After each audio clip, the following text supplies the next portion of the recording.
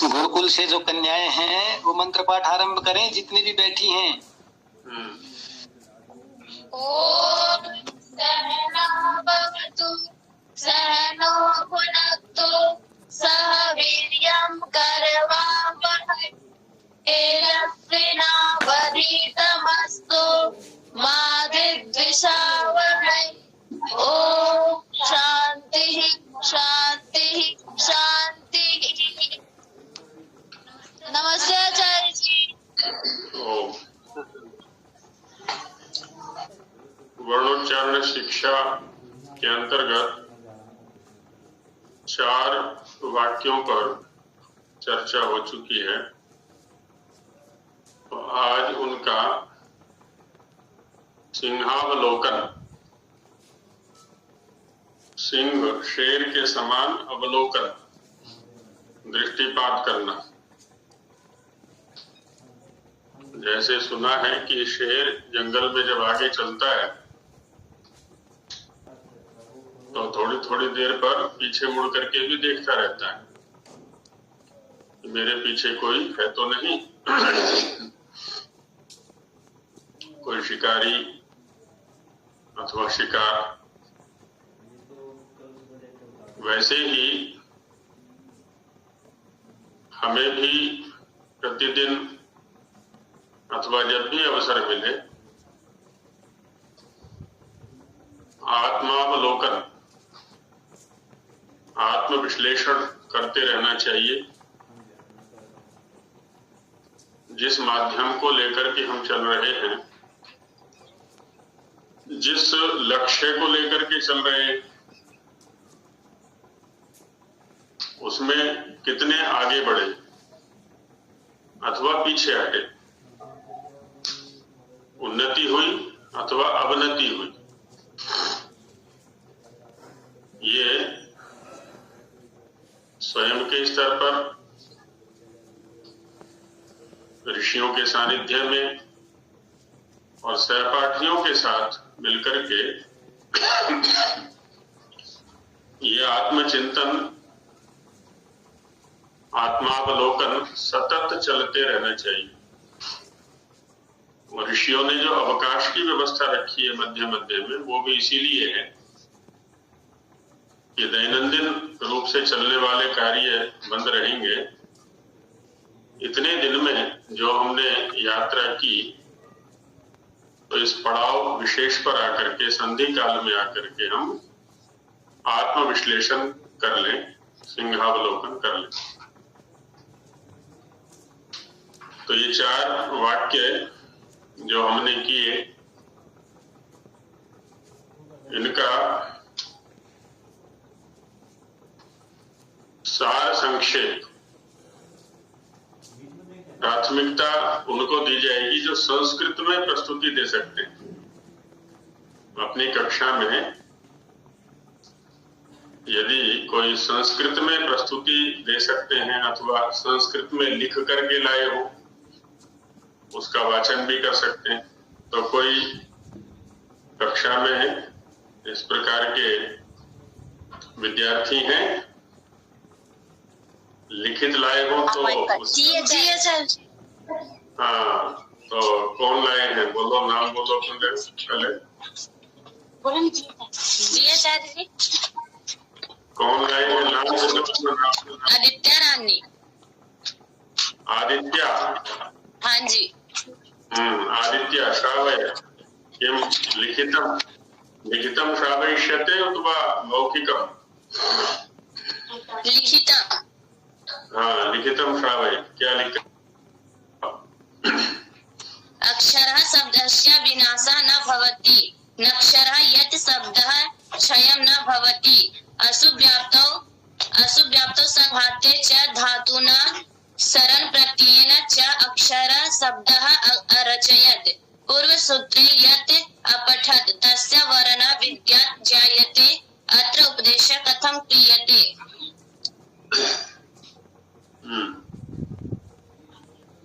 चतुर्णाम अपि वाक्यानां सारः। वर्णस्य ज्ञानस्य च यद् वाणे विषयः अस्ति, एतस्मिन् प्रब्रह्म शब्दः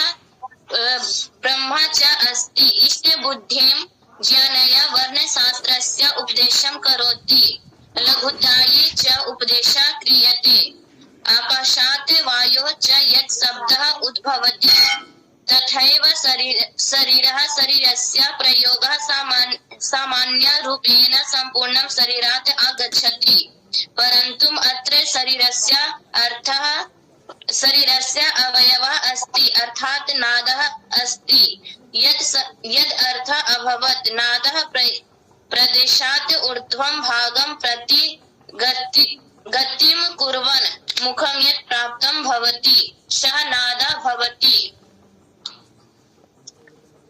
आत्मबुद्धे च अर्थे सम्यक् प्रकारेण प्राप्तः करोति मनः युक्तं च करोति कथनयस्य इक्षात् मनः कायाग्नि अर्थात् जठराग्नि अग्नायस्य ताडकं करोति वायु प्रेरितं करोति वायु उरस्य स्थाने गतिं कुर्वन् मंद स्वर उत्पन्नं करोति।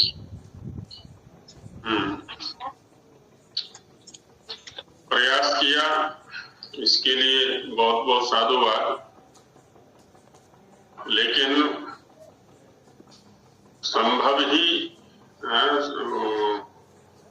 संभव हो कि कोई वाक्य इसमें शुद्ध हो, व्याकरण की दृष्टि से या नियमों की दृष्टि से भाव स्पष्ट हो रहे हैं, लेकिन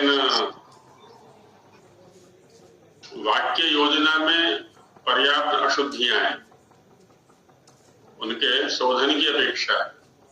इसी प्रकार लिखते रहो और वहां जो भी ज्येष्ठ बच्चे हैं, अध्यापिकाएं हैं, लिख करके उनको दिखाओ, उनसे परिमार्जन कराओ, उनसे परिष्कार कराओ। बहुत अच्छा प्रयास है, बहुत बहुत साधुवाद। और कोई लिख करके ओम सर्वेभ्यो नमः। अपि वा कुतश्चित् अन्यस्मात् गुरुकुलात् आगताः सन्ति? जी। कुतः गुरुकुलात्? गार्गी गुरुकुलः। अस्तु अस्तु, गार्गी गुरुकुलात् सर्वेषां हार्दिकं स्वागतम्। तो इसमें और परिष्कार की अपेक्षा है। अच्छा, और कोई लाए हैं? आचार्य जी। हाँ जी। मैं तरुणा आचार्य जी, मैं बोलना चाहती, मैं लिख के लाई हूँ आचार्य। तरुणा गार्गी कन्या गुरुकुल से? नहीं आचार्य जी। हजारीबाग से ही है? नहीं आचार्य जी। हाँ जी, स्वतंत्र है आप? गुरुकुल से नहीं। हाँ जी, गुरुकुल से नहीं हूँ आचार्य जी। अच्छा, स्वतंत्र है। क्या शुभ नाम बताया आपने? इसमें तो हितेश लिखा हुआ आ रहा है। जी, मेरी आईडी में थोड़ी दिक्कत आ रही थी आचार्य जी, इसीलिए भाई की आईडी से जोड़ना पड़ा। अच्छा, क्या शुभ नाम है अपना? तरुणा आचार्य जी। अच्छा, करुणा जी। करुणा या तरुणा?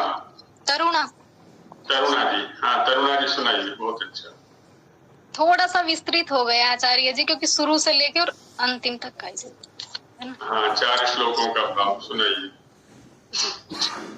सर्वप्रथमं वेदानां अवबोधनाय षड् वेदांगः ज्ञातव्यः तेषु सर्वेषु शिक्षा अत्यावश्यका इयं वेद पुरुषस्य घ्राणः वर्तमाने 240 शिक्षा ग्रन्थाः प्राप्यन्ते यस्मिन् पाणिनि 2 शिक्षा ग्रन्थौ उपलभ्यते सूत्रात्मकं श्लोकात्मकं च व्याकरणं शिक्षा माध्यमेन एव सम्यक् रूपेण ज्ञातुं शक्नुमः व्याकरणस्य व्युत्पत्त्यां शब्दानां विवेचनं क्रियते महर्षि पाणिन्य अपि सर्वप्रथमं प्रतिज्ञावाक्ये वदत् अथ शब्दानुशासनं क्रियते किन्तु प्रत्याहार सूत्रेषु शब्दानाम् अपेक्षा वर्णानाम् अप्रयुज्यते एतस्य कृते एतद् प्रश्नं स्वाभाविकम् अस्ति यत् शब्दानाम् उपदेशं कृत्वा किमर्थं प्रयुक्तः वर्णः एतस्य सम्बन्धे महर्षि पतञ्जलिः समस्या निराकरोति यत् वर्णनम् एव अक्षरम् अस्ति तत् अक्षरं कदापि क्षीणता न प्राप्यते सर्वत्र व्याप्नोति च तदनन्तरं केन कारणेन उद्दिश्यते वर्णज्ञानम् अस्य समाधाने त्रीणि प्रयोजनानि उल्लिखितानि प्रथमम् अस्ति सर्वे वेदाः वेदाङ्गाः सम्पूर्ण सर्गस्य ज्ञानं शब्दे एव समाविष्टम् एतदर्थं वर्णज्ञानम् अत्यावश्यकम् द्वितीयं प्रयोजनं वर्णानां सम्यक् ज्ञानम् अर्थात् कति वर्णाः किं स्वरूपम् उच्चारणस्थानं किम् एतदर्थं शब्दज्ञानम् अभीष्टम्। तृतीयं प्रयोजनम् अस्य माध्यमेन सूत्राणाम् अल्पप्रयत्नेन एव बोधितुं शक्नुमः। सूत्रेषु लघुता प्राप्यते। एतस्य कृते त्रीणि प्रयोजनानि दातव्यानि। तदनन्तरं वर्णज्ञानस्य महत्तां विषये उच्यते। अक्षराणां संग्रहेण एव शब्दानां समाम्नायः। यतः कारणे एव कार्यं निहितं भवति। यदा सम्यक् रूपेण प्रयुज्यते ते शब्दाः भासन्ते तारकवत्, चन्द्रतारकवत्। अतः अक्षर समाम्नायम् एव ब्रह्मराशि जातव्यः। यथा ब्रह्म पूजनीयः तथैव शब्दः अपि पूजनीयः। अतः शब्दज्ञानाय सदैव प्रयत्नं कर्तव्यम्। शब्दज्ञानेन एव वेदानां पुण्यः फलं प्राप्यन्ते। तदनन्तरम् एतत् प्रश्नम् उत्थापयति यत् वर्णानाम् उत्पत्तिः कथं वा केन कारणेन भवति। अस्मिन् विषये वैज्ञानिकः प्रक्रिया वर्णिता। आत्मा बुद्ध्या सह संगतिं करोति, तत्पश्चात् बुद्धिं निश्चयं करोति। सा मनः युङ्क्ते यत् सर्वाः इन्द्रियाः मनसः अधीनाः। तदा मनः विवक्षया कायाग्निं प्रताडयति। सा वायु हृदयात् समुच्चरन् कंठे अर्थात् मुखद्वारे उपैति। सा अव्यक्तध्वनि नादः। तदा सा ध्वनि मुखस्य भिन्न भिन्न अव्ययेषु कर्णमाध्यमेन अर्थात् जिह्वा आदि माध्यमेन प्रविभज्य व्यक्त रूपेण अर्थात् वर्णत्वम् आगच्छति। अन्तिमे आकाशवायु माध्यमेन सः शब्दः श्रोता शृणोति। बस इतना ही है। बहुत सुंदर। पहले की अपेक्षा परिष्कृत है, लेकिन और परिष्कार की अपेक्षा है। यहाँ पर भी सैद्धांतिक जैसे लिंग, विभक्ति, वचन की जो परस्पर योजना है उस पर और थोड़ा ध्यान देने की आवश्यकता है, लेकिन वो परिष्कार शीघ्र हो जाएगा यदि प्रतिदिन लिखते रहेंगे। बहुत अच्छा, बहुत बहुत साधुवाद आचार्य जी। मैंने प्रथम बार ही लिखा है आज। वाह वाह वाह, फिर तो बहुत सुंदर, बहुत अच्छा है, बहुत ही अच्छा प्रयास है। आगे लिखेंगे तो और परिष्कार हो जाएगा। आचार्य जी, ये जिसने अभी लिखा है ये तरुणा कन्या है और ये रोहतक MD यूनिवर्सिटी से MA कर रही है अभी। वाह वाह, और संस्कृत में MA कर रही है अभी, शायद प्रथम वर्ष में है। तो नहीं, हेलो सर, MA हो चुकी है, अभी B.Ed की थी सर। अच्छा B.Ed, हाँ, मुझे स्मृति नहीं रही। ये B.Ed अभी कर रही है और रोहतक MDU में पढ़ी है। कौन थे आचार्य वहाँ पर? प्रोफेसर कौन थे तरुणा जी? सुरेंद्र सर थे, सुनीता मैम जी, सुरेंद्र, श्री भगवान सर जी। हाँ, बहुत अच्छे आचार्य है, बहुत बहुत सुंदर, बहुत सुंदर, बहुत अच्छा है। ऐसे ही आगे प्रयास करते रहेंगे। अच्छा, और भी इन्होंने साहस किया है लिखने का, या कोई मौखिक सुनाना चाहेंगे इन चारों श्लोकों का भाव संस्कृत में संक्षेप में, केवल सारा है। जी, संगीत जी माइक खोल रहे हैं। जी, मैंने सिर्फ पहले श्लोक को लिखने का प्रयास किया है। जी बहन जी, सुनाइए। अक्षरम नक्षरम विद्यात् अश्नोते सरः अक्षरम वर्णम बाहुः पूर्व सूत्रे किमर्थम उपदिश्यते। तो इसमें जो है कि किमर्थम उपदिश्यते अक्षरम वा वर्णम। भाष्यकारः इति प्रश्नं पृच्छति। अक्षरम इति वेदितव्यं प्रकारेण समासे यत् नये अक्षरं तद अक्षरं न शयति इति। आध्यात्मिक व दार्शनिक स्वरूपे एतद् ब्रह्म व आत्मा निर्दिश्यते। इयं च लोके अक्षर इति एक ध्वनि वा यत् व्याप्नोति सः। व्याकरण उणादि पाठ स्थित अश धातु योगे तरह प्रत्यय अक्षर शब्द प्राप्नोति। पूर्व सूत्रे व्याप्नोति वर्णानि अपि अक्षरम उच्यते। बहुत सुंदर, बहुत सुंदर। आप तो गुड़गावा से ना बहन जी? जी जी, गुरुग्राम से। बहुत अच्छा प्रयास किया आपने, बड़ा स्तुत्य प्रयास है। अशुद्धियां हैं, कोई बात नहीं, अशुद्धियां हैं। वो कहावत है ना कि घुड़सवार ही गिरा करते हैं मैदाने जंग में। वो क्या गिरेंगे जो चलते ही घुटनों के बल है। तो सभी को प्रयास करना है इसी प्रकार। कुछ लोगों के मन में मुझे बहुत समय लग गया इसी को करने में, तो कल दूसरे श्लोकों का प्रयास करके बता सकूंगी। हाँ बिल्कुल, बहुत सुंदर। होता क्या है,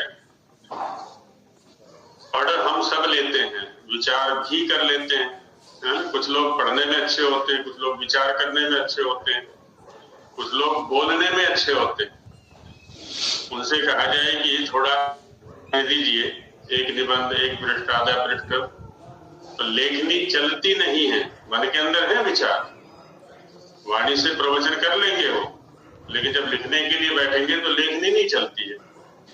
तो घबराए नहीं, लिखें, धैर्य पूर्वक लिखें और बोले नहीं, यहाँ प्रस्तुति भी दें, क्योंकि हमें सभी प्रकार का अभ्यास करना है।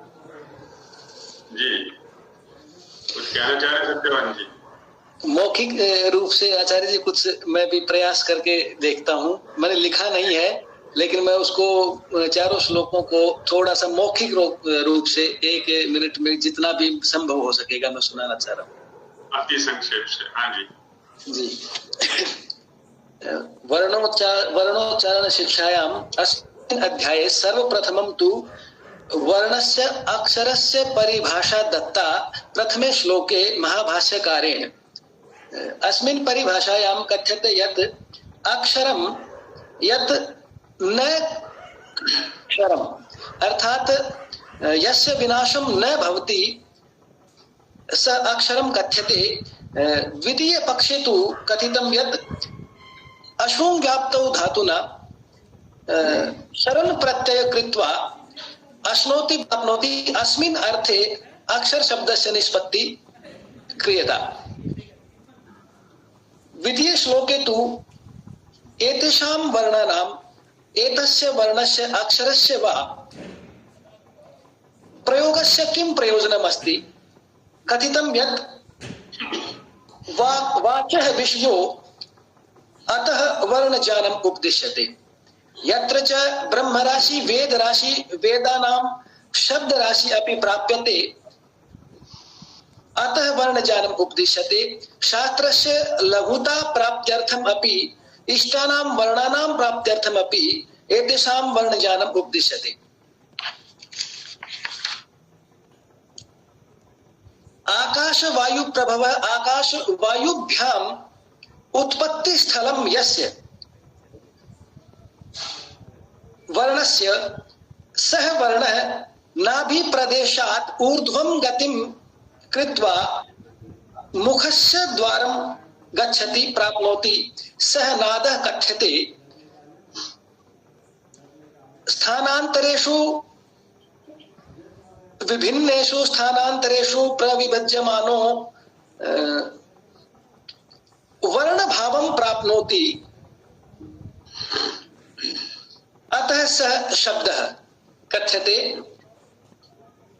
वक्तुम् इच्छया आत्मा यदा बुद्ध्या अर्थान समेत्य अर्थात अर्थान सम्यक् प्रकारेण संगतिं कृत्वा मनः युङ्क्ते सह मनः कायाग्निं जठराग्निं प्रताडयति प्रेरयति सह प्रेरयति मारुतं मारुतं मारुतः तु उरसि हृदयस्थलं गतिं कुर्वन् मंद मंदं मंद्रम स्वरम जनयति अपि।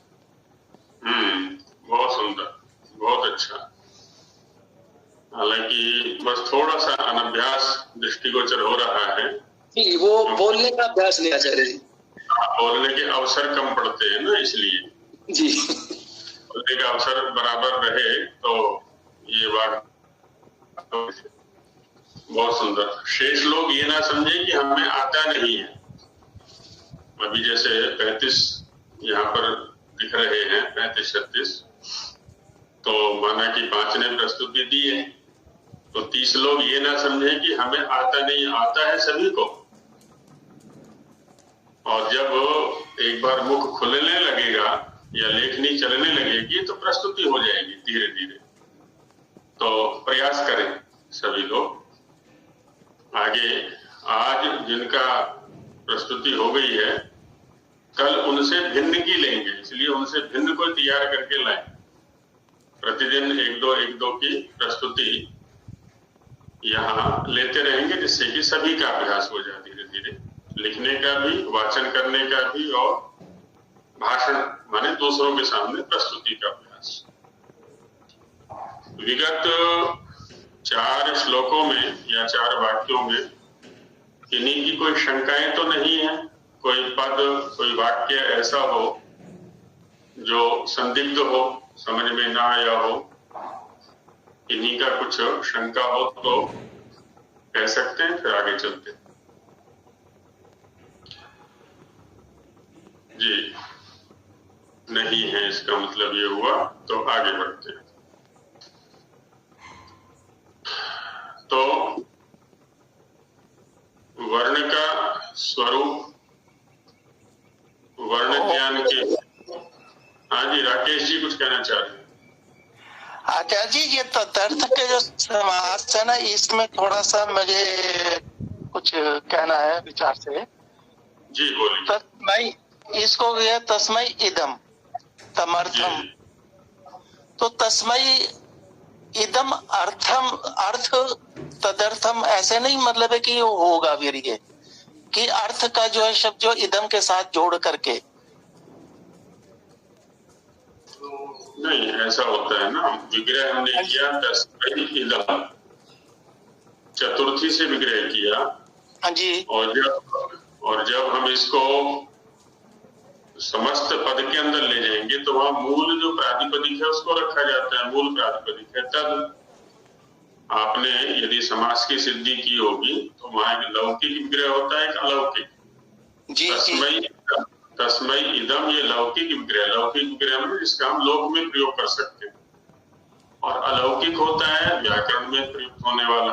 वहां रखेंगे हम तद में अर्थ, ऐसा करके तो तद का अर्थ के साथ समास हो जाता है। फिर चतुर्थी समास, चतुर्थी तदर्थार्थ बलिहित सुरक्षित सूत्र के अनुसार। तो समस्त पद में तद शब्द रखा जाएगा, विग्रह वाक्य में तस्मै इसका जो चतुर्थी का प्रयोग है उसको रखते हैं। हाँ, धन्यवाद जी।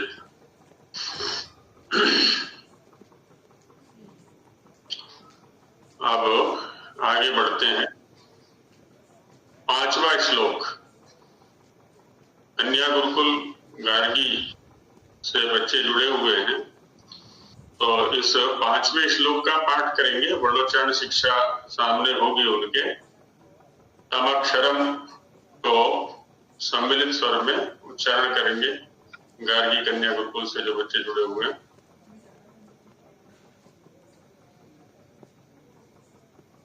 वर्णोच्चारण शिक्षा है।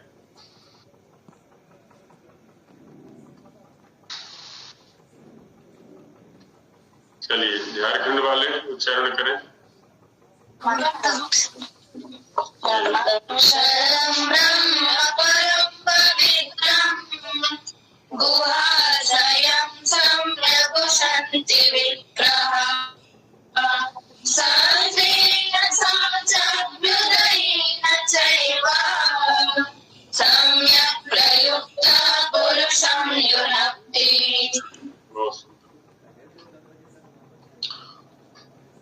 कामधेनु शब्द सभी ने सुना होगा, कल्पवृक्ष शब्द भी सभी ने सुना होगा, और पौराणिक आख्यानों में कल्पवृक्ष है स्वर्ग के द्वार पर। कि जो कुछ भी वहां जाकर के उसके नीचे बैठ कर के मांगते हैं वो सब मिल जाता है। तो उसी कल्पवृक्ष या कामधेनु भी इसी प्रकार की धेनु है, उससे जो कुछ मांगते हैं वो सब मिल जाता है। तो वो कामधेनु क्या है? विद्या। वो कल्पवृक्ष क्या है? विद्या, यथार्थ ज्ञान।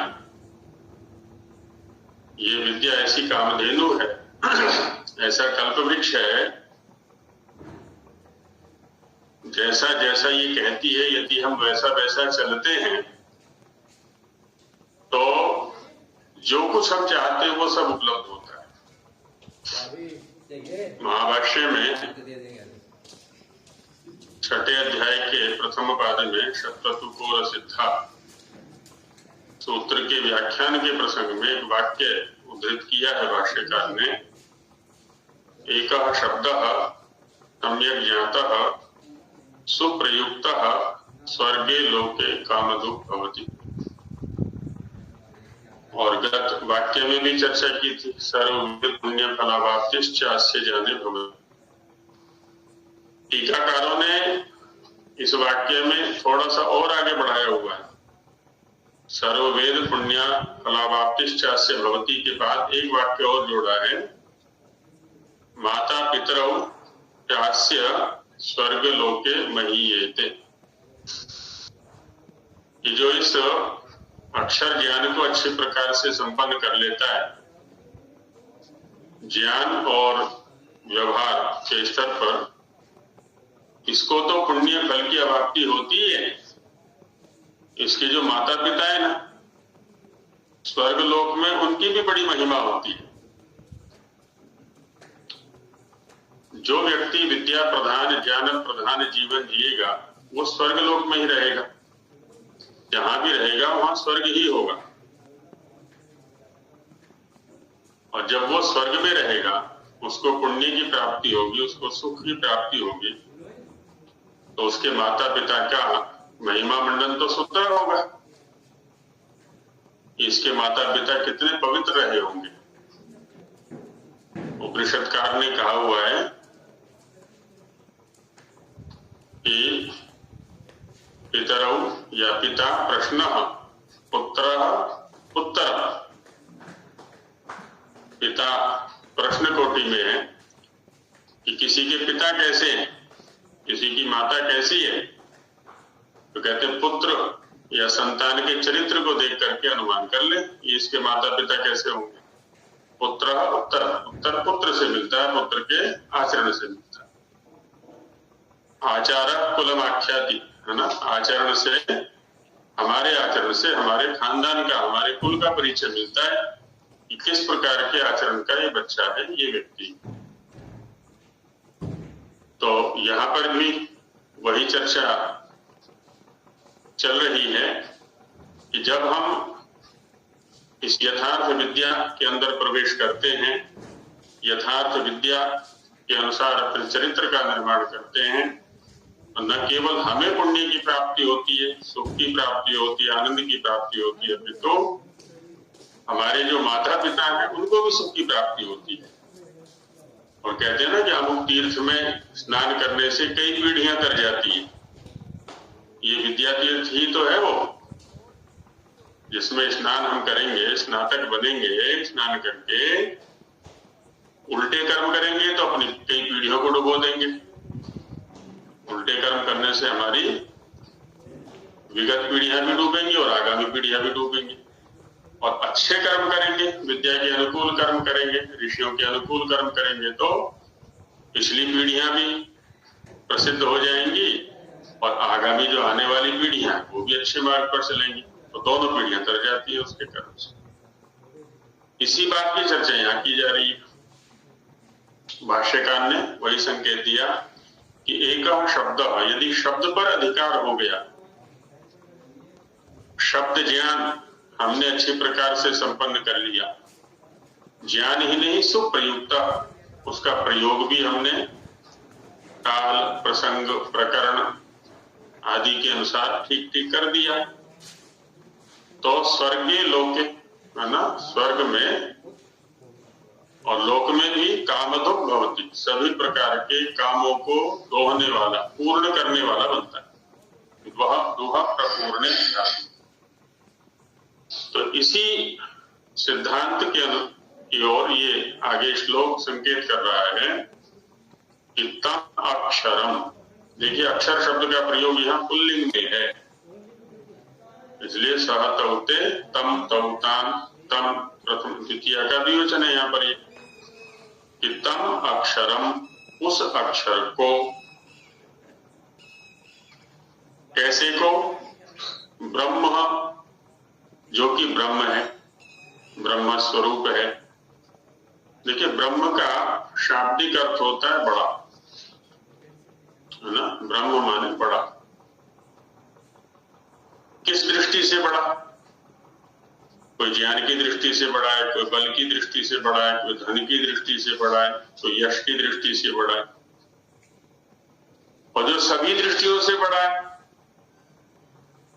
कोई विषय ऐसा नहीं है, कोई दृष्टि ऐसा नहीं है जिसमें कि वो छोटा हो, तो इसलिए हम उसको कह देते हैं परब्रह्म। ब्रह्म का शब्द, ब्रह्म शब्द का प्रयोग हम उसी के लिए करते हैं जहां पर निरतिशय बृहत्व है, जहां पर सबसे बड़ा, जिसको हम कह सकते हैं ना सबसे बड़ा, ना उससे बड़ा और कोई नहीं है। इसलिए ब्रह्म शब्द का प्रयोग भी उसी के लिए करते हैं, नीचे वालों के लिए करते ही नहीं, क्योंकि नीचे वाले जो बड़े हैं वो सापेक्ष स्तर पर हैं। उससे भी बड़ा कोई और मिलेगा, उससे भी बड़ा कोई और मिलेगा। अपने परिवार में बड़े हो सकते हैं, अपनी कक्षा में बड़े हो सकते हैं, अपने विद्यालय में, गांव में, नगर में बड़े हो सकते हैं, लेकिन हमसे भी बड़े हैं संसार में, धन में, बल में, विद्या में, ज्ञान में, ध्यान में।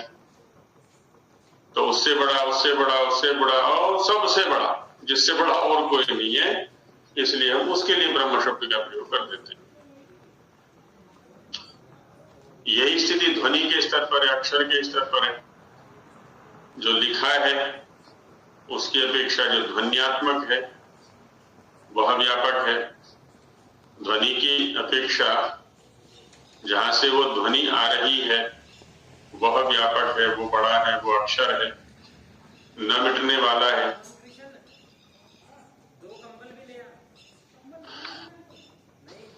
तो उसको ब्रह्म कहा, जहां से सबकी उत्पत्ति हो रही है।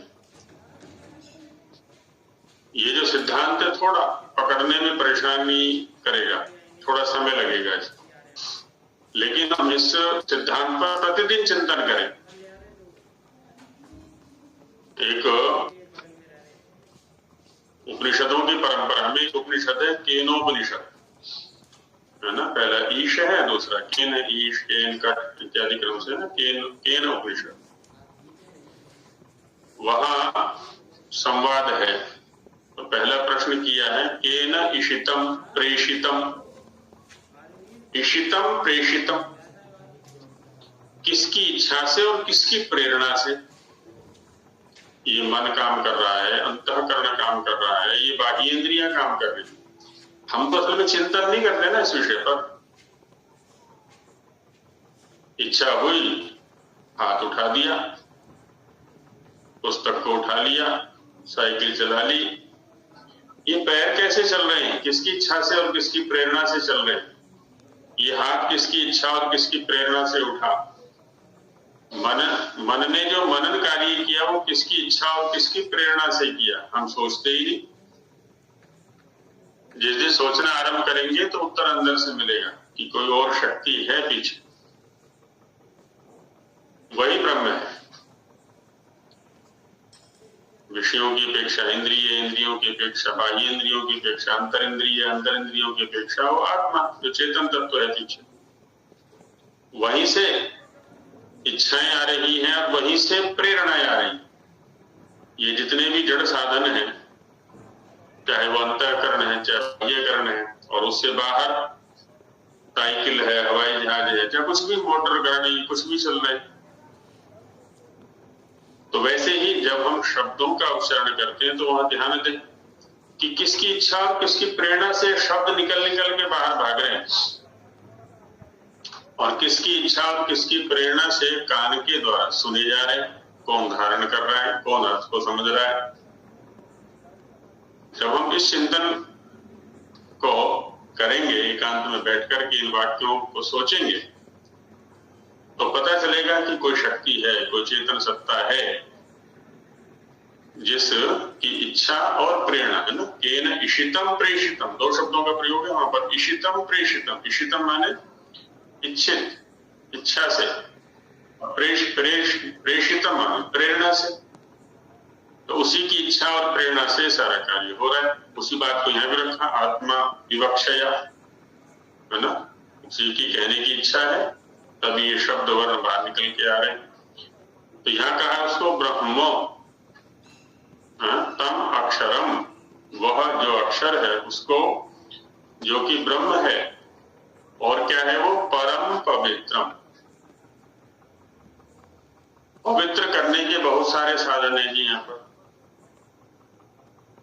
वस्त्रों को पवित्र करने के लिए भी बाजार से लेने जाते हैं ना, सर्फ कई कंपनियों के हैं, साबुन कई कंपनियों के हैं, लिक्विड रूप में भी है, पाउडर रूप में भी है, टिक्की के रूप में, न जाने कितने कितने प्रकार है। शरीर के लिए भी है इसी प्रकार से। शरीर को उजला दिखाने के लिए भी फेस पैक अलग है, बॉडी पैक अलग है। ब्यूटी पार्लर वालों के यहाँ जाएंगे तो पता नहीं क्या क्या लाखों का जुगाड़ किया हुआ है। इत्र आ रहे हैं कितने प्रकार के, पवित्रता दिखाने के लिए। तो कहते हैं कि इन सभी पवित्र कारक वस्तुओं में जल भी है। मनु महाराज ने भी कुछ साबुन बता रखे हैं पवित्र करने के अलग अलग। हाँ, मनु महाराज ने साबुन बताए हैं। अद्भिर्गात्राणि शुद्ध्यन्ति, मनः सत्येन शुद्ध्यति, विद्या तपोभ्याम भूतात्मा, बुद्धिर्ज्ञानेन शुद्ध्यति। जैसी मलिनता उसी के अनुसार साबुन का प्रयोग करना पड़ेगा। बाजार में जाते हैं ना, सिर के लिए अलग साबुन है, मुख के लिए अलग साबुन है, अन्य शरीर के लिए अलग साबुन है, कुत्तों के लिए अलग साबुन है। तो वैसे यहां पर भी कहा ऋषियों ने, शरीर की शुद्धि के लिए तो जल है, मन की शुद्धि के लिए सत्याचरण है, आत्मा की शुद्धि के लिए विद्या और तप, ये साबुन है, शोधन के साधन है, और बुद्धि की शुद्धि के लिए ज्ञान है। बुद्धि की मलिनता क्या है? अज्ञान, विपरीत ज्ञान, मिथ्या ज्ञान, ज्ञान का न होना, ये मलिनता है। अब जितना जितना ज्ञान प्राप्त करते रहेंगे, सद्ज्ञान यथार्थ ज्ञान प्राप्त करते रहेंगे, बुद्धि निर्मल होती चली जाएगी, आचरण में लाते चले जाएंगे विद्या और तप, तो हम एकदम निर्मल होते चले जाते हैं। गीताकार ने भी कहा है, नहीं ज्ञानेन सदृशम पवित्रम इह विद्यते। यह लोके, संसार में ज्ञान के सहित सदृश पवित्र करने का और कोई साधन नहीं है। इसलिए यहां पर कहा परम पवित्रम, पूयते अनेन इति पवित्रम, जिसके द्वारा शुचिता आती है, निर्मलता आती है, मल छट जाते हैं सारे के सारे। तीर्थ भी उसी को कहते हैं, तरंती अनेन इति तीर्थम, जो पार ले जाने का साधन है, भवसागर से पार करने का साधन है, तो वो विद्या है, वह अक्षर है, वह शब्द है, वह ब्रह्म है। ये सभी साधन हैं जिनको हम पढ़ रहे हैं ग्रंथों के अंदर। पहले दिन भी चर्चा हुई थी, अक्षर का प्रतिपादन करने वाले होने से इनको भी अक्षर कह दिया जाता है। तो वो कैसा है जी? परम पवित्र है। परम माने उत्कृष्ट कोटि का, उच्च कोटि का, सुपरलेटिव डिग्री, उससे ऊपर और कोई पवित्रता का साधन है ही नहीं। लेकिन है कहाँ वो? गुहाशयम,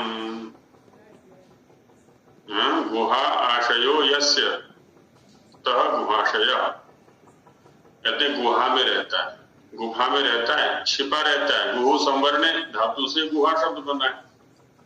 समृद्ध है वो बुद्धि के अंदर, उसको बाह्य जो विषयों का आवरण चढ़ा हुआ है उनको हटाते जाना है। जितनी भी ये शास्त्राध्ययन की परंपरा है, अभ्यास है, वो क्या काम करता है जी? मैल को छांटने का। ऊपर जो आवरण, ऊपर जो ढक्कन है ना, उसको हटाने का काम करता है केवल ये। अंदर से निर्मलता आ जाती है। जैसे दर्पण है ना, धुंधला हो गया वो, मिट्टी पड़ के साफ कर दिया पानी डाल के, चरित्र जो चित्र है हमारा वो साफ दिखने लगता है। तो वैसे यहाँ पर भी कहते गुहा में है वो। अब गुहा तक तो पहुंचने का प्रयास ही नहीं करते हम। हृदय गुहा कह लें, बुद्धि गुहा कह लें, हम तो इंद्रियों के स्तर पर ही जीते रहते हैं। अपनी क्रियाओं का अध्ययन करके देखें। अधिकतम जो क्रियाएं हैं 99% इंद्रियों के स्तर पर चलती हैं, इंद्रियों को तृप्त करने के लिए चलती हैं, इंद्रियों की डिमांड, इंद्रियों की मांग के अनुसार चलती है। अंदर भी नहीं जा पाते। मन का भी प्रयोग नहीं करते, बुद्धि का भी प्रयोग नहीं करते, बहुत कम करते। करेंगे तो ऋषि कोटि में आ जाते हैं, वैज्ञानिक कोटि में आ जाते हैं। तो परम पवित्रम गुहाशयम, ऐसा ये सारे उसकी विशेषताएं बताइए अक्षर की, कि वो ब्रह्म है, वो परम पवित्र है और वो गुहा में रहने वाला है। शेरते अस्मिन इति आशय, जिसके अंदर रहते हैं ना उसको कहते हैं आशय। जैसे गर्भाशय शब्द का प्रयोग करते हैं, जलाशय शब्द का प्रयोग करते हैं, तो जल जिसमें रहता है ना उसको जलाशय।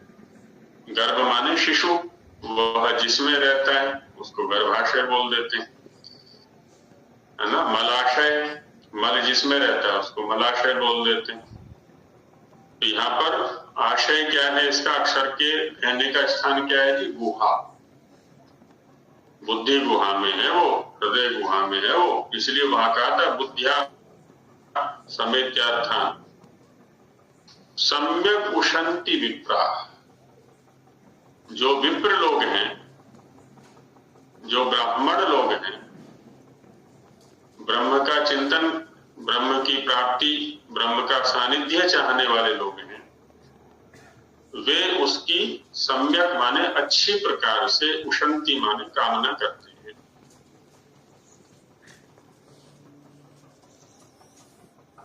जब शब्दों के प्रकार की चर्चा चल रही थी आरंभ में, नाम आख्यात उपसर्ग निपात,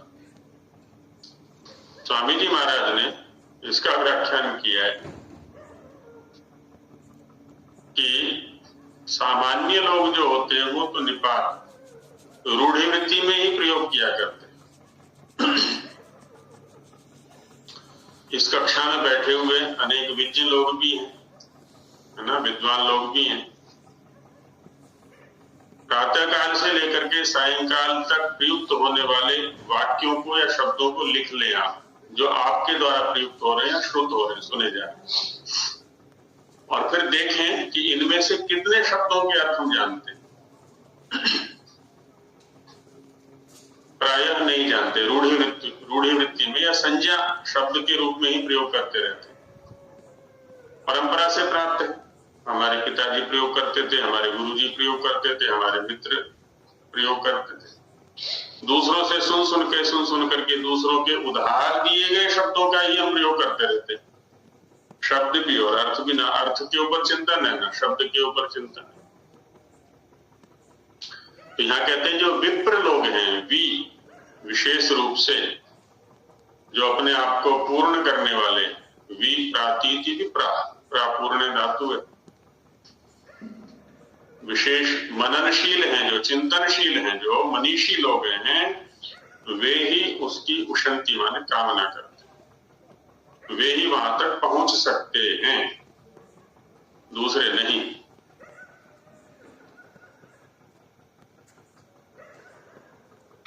तो और जब वे वहां पहुंच जाते हैं, उस शब्द को प्राप्त कर लेते हैं, तो उसका लाभ दिखाते हैं कि सश्रेयसाचाभ्युदयेन चैव, स माने सह अक्षर, पुल्लिंग में प्रयोग अक्षर शब्द का, वह अक्षर, क्योंकि वो परम पवित्र है, वो ब्रह्म है। श्रेयसाच अभ्युदयेन चैव, दो प्रकार का सुख हमें चाहिए, हम सब यत्नशील हैं उसके लिए। हम इस शरीर को भी स्वस्थ रखना चाहते हैं, शरीर से प्राप्त होने वाले जो सुख है उनको भी प्राप्त करना चाहते हैं। शरीर है, मित्र हैं, बंधु बांधव हैं, पति पत्नी है, भवन है, आदि आदि सब अभ्युदय के अंतर्गत आ जाते हैं। और इनका आश्रय लेकर के, इनको साधन बना करके हम एक स्थिर सुख को भी प्राप्त करना चाहते हैं, ऐसा सुख जो कभी न मिटे, वह है श्रेयस अथवा निश्रेयस।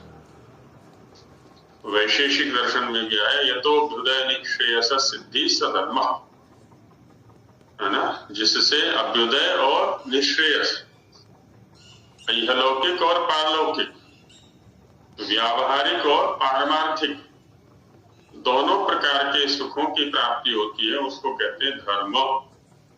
और यदि दोनों ही प्रकार की अधर्मों की, दोनों ही प्रकार के दुखों की प्राप्ति होती है तो उसका नाम है अधर्म। अधर्म से दुखों की प्राप्ति होती है, पुण्य से धर्म की सुख की प्राप्ति होती है, पाप से दुख की प्राप्ति होती है। यदि हमारे जीवन में दुख है, क्लेश है, कष्ट है, इसका मतलब कहीं ना कहीं धर्माचरण कर रहे हैं, जाने या अनजाने। और यदि सुख है, आंतरिक रूप से हम स्वस्थ हैं, तो धर्माचरण कर रहे हैं, स्वयं ही आकलन कर सकते हैं। तो ये कह रहा है कि सश्रेयसाचाभ्युदयेन चैव, वह अक्षर हमें श्रेयस और अभ्युदय से युक्त कर देता है।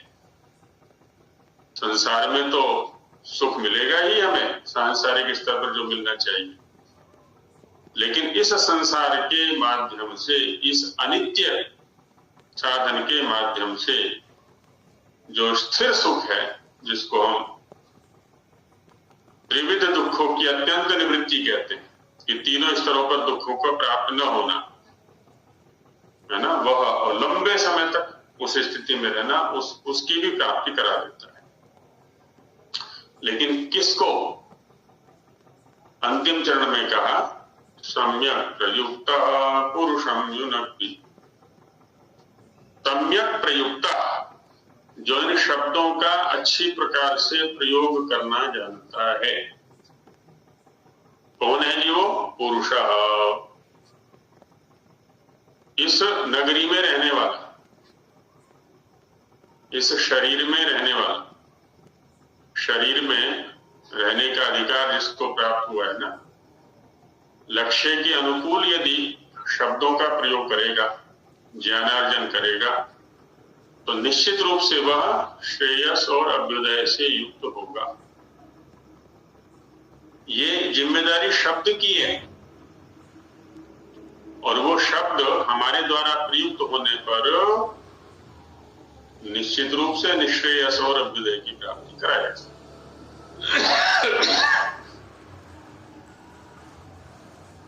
भाष्यकार ने कहा है, नहीं प्रयत्न फलाद्व्यतिरेक्ष्य,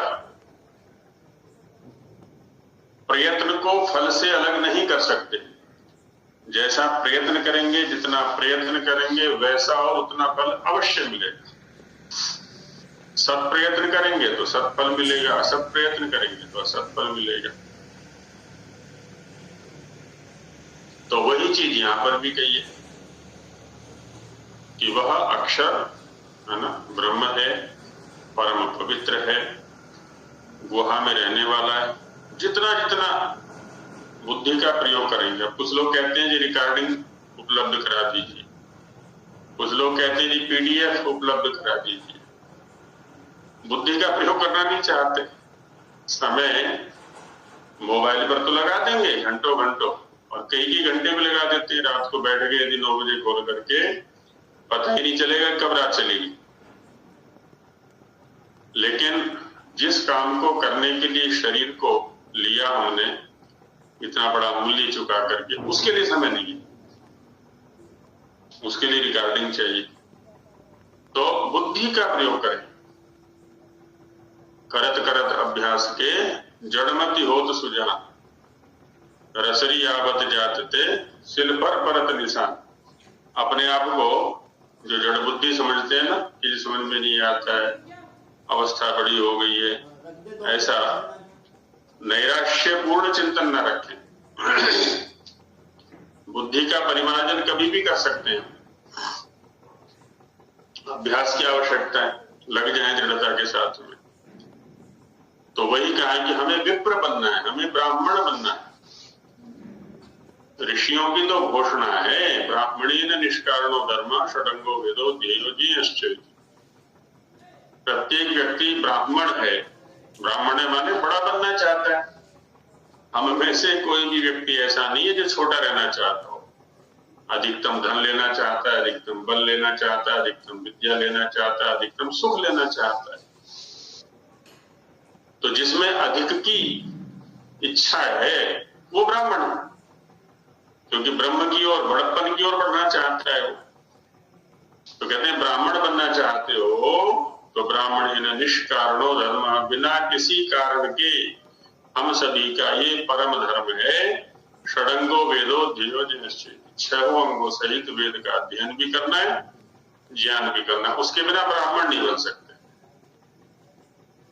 केवल सफेद कपड़े पहन के, धोती कुर्ता पहन के, चोटी रख करके ब्राह्मण नहीं बन जाएंगे। ब्राह्मण के घर में जन्म लेकर के ब्राह्मण नहीं बन जाएंगे। तो उसी बात को यहां, जिस दिन हम ब्राह्मण बन जाएंगे, 6 अंगों सहित वेद का अध्ययन करने के अधिकारी और करने लगेंगे और करेंगे, उस दिन दोनों प्रकार के सुखों की अवश्य प्राप्ति होगी। इसमें कोई बाधा नहीं है। तो इस प्रकार से ये श्लोक समझ में आ गया होगा। यहां तक इस ग्रंथ का भूमिका का जो भाग है ना, वो पूर्ण हुआ, परिचय करा दिया विषय से। अब आगे शब्द का लक्षण करते हैं। इस श्लोक में कोई संदिग्ध पद तो नहीं है किन्हीं के लिए? आचार्य जी, यहाँ पे अभ्युदय का क्या अर्थ है? अभ्युदय माने लौकिक सुख, श्रेयस माने पारमार्थिक सुख, जिसको मोक्ष कह देते हैं, मुक्त अवस्था कह देते हैं, लंबे काल तक स्थिर रहने वाला सुख निश्रेयस या श्रेयस है, और लौकिक स्तर पर प्राप्त होने वाला सुख ही अभ्युदय है। हम अच्छे शब्दों का प्रयोग करते हैं, संबंधियों से सुख की प्राप्ति।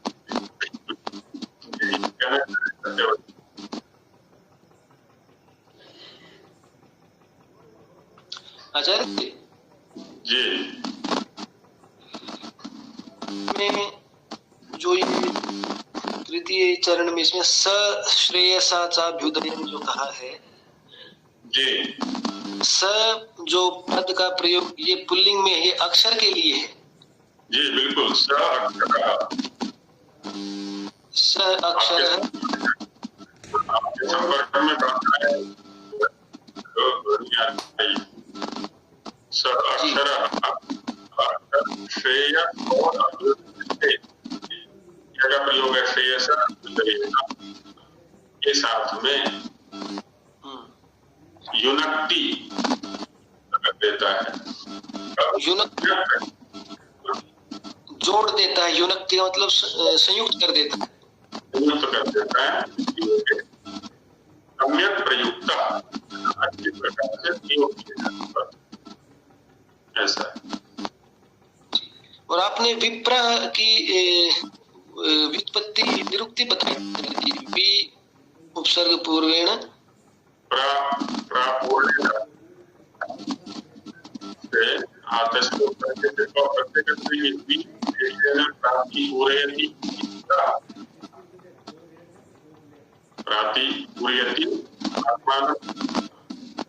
अपने आप को पूर्ण कर देता है, जिस काम है कर देता है।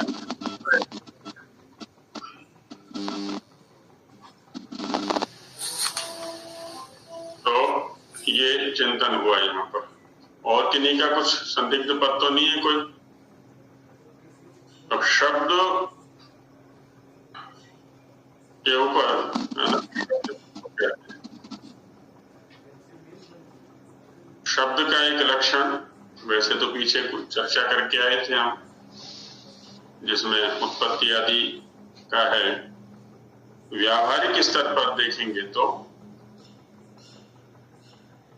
श्रोत्रोपलब्धि बुद्धि निर्ग्राह्य प्रयोगेणाभिज्वलितः आकाशदेशः शब्द, 4 लक्षण शब्द के यहाँ पर दिए। पहला है श्रोत्रोपलब्धि, बहुव्रीहि समास से यहाँ पर श्रोत्रेण उपलब्धि ही यस्य। श्रोत्र शब्द सब जानते हैं, श्रूयते अनेन कि श्रोत्रम जिसके द्वारा सुना जाता है, जो श्रोत्रेंद्रिय है, कर्णेंद्रिय है, कान जिसको बोलते हैं। तो श्रोत्रेंद्रियेण है ना, श्रोत्रेण उपलब्धि, श्रोत्र के द्वारा उपलब्धि होती है जिसकी। और कोई इंद्रिय ऐसा सामर्थ्य नहीं रखता, अन्य किसी इंद्रिय में सामर्थ्य नहीं कि शब्द जो वक्ता के द्वारा उच्चरित हो रहा है उसको ग्रहण कर सके। केवल कर्णेंद्रिय में या श्रोत्रेंद्रिय में ही सामर्थ्य कि वो उस उच्चरित शब्द को ग्रहण कर लेता है। तो श्रोत्रोपलब्धि है ना, श्रोत्र के द्वारा उपलब्धि होती है जिसके। और बुद्धि निर्ग्राह्य, ग्रहण करने का सामर्थ्य बुद्धि में, इसलिए यहां भी बहुव्रीहि समास होगा, या तृतीया तत्पुरुष कर सकते हैं। बुद्ध्या निर्ग्राह्य बुद्धि निर्ग्राह्य, निर्ग्राह्य निर्निश्चयेन गृह्यते असौ निर्ग्राह्य, निश्चय पूर्वक जिसका ग्रहण होता है वो है निर्ग्राह्य शब्द। और बुद्धिया निर्ग्राह्य बुद्धि निर्ग्राह्य, बुद्धि के द्वारा जो निश्चय न ग्रहण करने योग्य है। तो बुद्धि में ग्रहण करने का सामर्थ्य है, श्रोत्र में उपलब्धि का सामर्थ्य है, प्रयोगेणा भी ज्वलिता, और प्रयोग के द्वारा जैसा पीछे चर्चा करके आए थे है ना, प्रयोग माने स्थान और करण का जब हम प्रयोग करते हैं तो शब्द उज्ज्वलित होता है, प्रकाशित होता है। तो प्रयोगेण अभिज्वलिता, प्रयोग से जो अभिज्वलित होता है, प्रकाशित होता है, प्रस्तुत होता है, स्पष्ट होता है, या अभिव्यक्त होता है, या उत्पन्न होता है। वक्ता ने शब्द को बोला, श्रोता तक पहुंचने में कुछ तो समय लगेगा, कितना लगेगा वो एक अलग बात है। उस मध्य शब्द कहाँ रहता है? तो आकाश देश, आकाश देश यस्य सह आकाश देश, आकाश में वो। ये 4 लक्षण दिए यहाँ पर। श्रोत्र से उसकी उपलब्धि होती है, श्रोत्रेण उपलब्धि, बुद्धि निर्ग्राह्य, बुद्धि के द्वारा उसका निश्चय ग्रहण होता है, प्रयोगाभिज्वलिता या प्रयोगेण अभिज्वलिता है ना, स्थान और करण के प्रयोग से वह प्रकाशित होता है, अभिव्यक्त होता है, द्योतित होता है। और आकाश देश, आकाश में रहता है वो, आकाश उसके रहने का स्थान है। तो इन 4 लक्षणों वाला जो है स शब्द, उसको शब्द कहते हैं।